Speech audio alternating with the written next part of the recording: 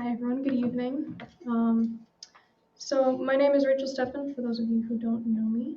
I'm 26, I'm the eldest daughter in my family, and I have one younger sister. I've spent nearly my entire life living in Minnesota, and I would say I had a very normal childhood. My dad is really reserved and a logical man. He's a mechanical engineer, and doesn't really like to openly discuss religion. But I would say my mom has a very strong faith and is religious. Any religious conversations I had during my time at home were mostly with her. Even though both my parents grew up in religious church-going families, I can't really remember a time that we went to church as a family. Sometimes I would attend with friends or my godmother, but it wasn't really something that was done on a regular basis. When I asked my mom why we didn't attend church like other families, she said it was because she found very few churches that seemed genuine and not in it for personal gain. One of the few pastors actually that she said she really liked was Pastor John Piper. That was one of the few that hit her standard. So as I grew up, I didn't really have much religious influence in my life other than when I asked my mom about her faith.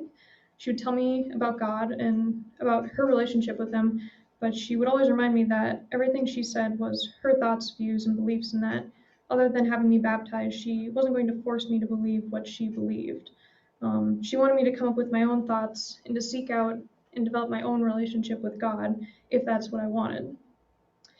It wasn't until I was around 13 or 14 that I really started my journey.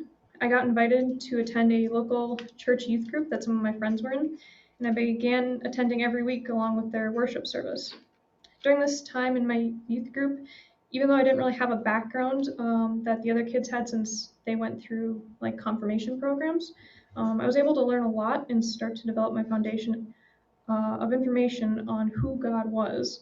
But I still didn't start to develop a personal relationship with God. I knew who he was, and I knew he knew who I was, and I was comfortable at leaving it at that.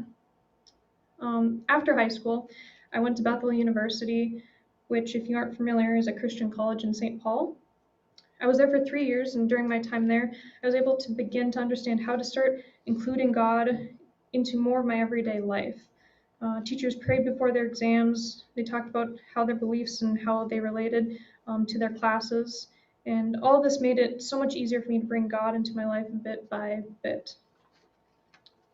However, though, in order to finish my electrical engineering degree, I had to transfer to the University of Minnesota for the last 2 years of my program. And I got hit with culture shock and the difference between campuses and the differences in people. I didn't realize how much more challenging it was going to be a Christian at the University of Minnesota.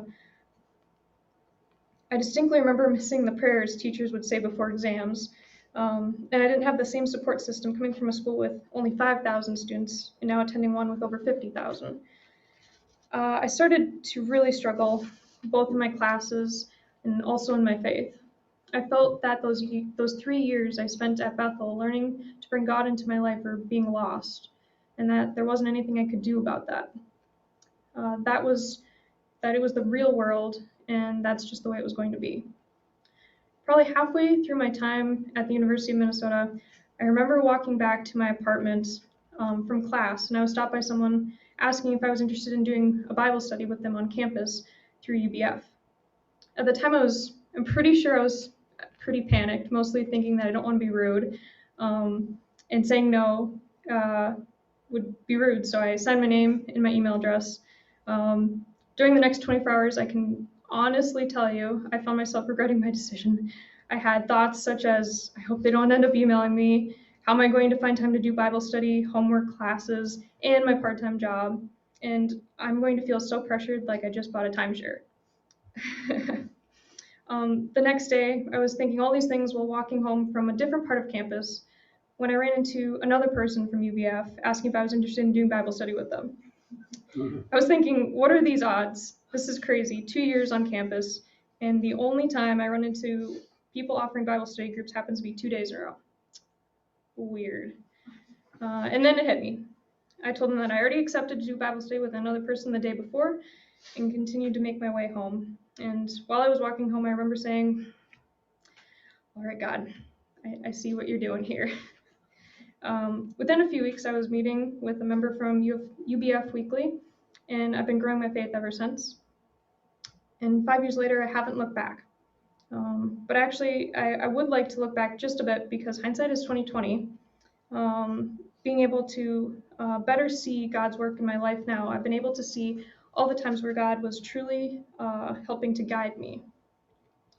All the way back when I started attending my local youth group, that's actually where I first met my wonderful future husband. When I was applying for college, I applied to Bethel University as well as directly to the University of Minnesota. However, I was waitlisted to the acceptance for the University of Minnesota Engineering College with no financial aid.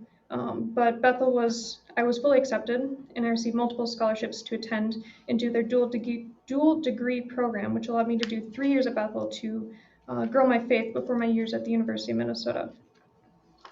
Now, as a side note, I've always been a worrywart. I'm a big worrier, especially if things aren't going the way I expect them to. I like to have control and know what's going to happen. After I graduated college, I was looking for a full-time job. My manager said that they wanted to hire me full-time as an engineer, as I had been working for them for years, and that they would create a position just for me. I prayed and I prayed for God to help me land my first full-time job. After going through 6 separate interviews, my application was rejected, and I was crushed. I was worried about looking for another job and if I would be able to make things work until I got another chance, so much so that I would make myself physically ill. However, 3 months later, I was offered a different position that I love, and looking back, I know I would have been really, really unhappy in my other role. Since then, I've continually found comfort in a passage in Matthew titled "Do Not Worry," specifically 6:33, which states, "But seek first his kingdom and his righteousness, and all these things will be given to you as well." Being reminded of this has helped me take life one day at a time and know that God will help me as we struggle if we allow him to take the wheel, and that brings me great peace in my life. Lastly, after I started attending weekly Bible studies, my fiance mentioned that he had also begun to feel the same struggles that I had felt and started to attend Bible studies with me. So now, to this day, we attend Bible studies as a couple, and not only has it strengthened our bond as husband and wife, but it has also strengthened our relationships with God. There are many more examples I haven't mentioned here in this testimony, but looking back, it becomes so clear that even though I might not have seen him, it doesn't mean that he wasn't there to help guide me through life. Since then, I have begun to embrace God more and start to truly let God drive, refraining from backseat driving, and the differences are incredible. I feel more stable and happier overall. I'm no longer afraid to bring up my faith to other people. I have more confidence, and I've become a stronger person at home and at work. However, recently, I found another sign that my faith has grown that I wasn't expecting. Over the past couple months during Bible study, we've read parts of the gospel where Jesus talks about being prepared for the kingdom of heaven and true and false disciples. And Jesus warns us that we cannot fool him. We cannot cheat our way into the kingdom of heaven. And those who are not prepared will hear his reply. In Matthew chapter 7, verses 22 and 23, Jesus says, "Many will say to me on that day, 'Lord, Lord, did we not prophesy in your name, and in your name perform many miracles?'